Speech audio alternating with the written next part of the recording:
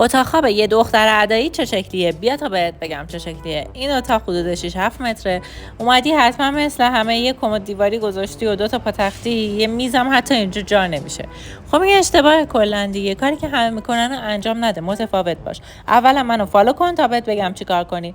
اول با استرکچر فلزی و روکش MDF و چوب میایم کاری میکنیم که یه تقصیر پنجره داشته باشیم. پشت تختت رو میایم لمسه کار میکنیم که هم خوشگل باشه هم کمتر جا بگیره.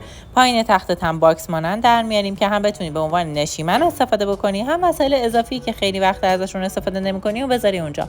2 تا کشو هم با عمق زیاد برای وسایل خصوصیت میذاریم.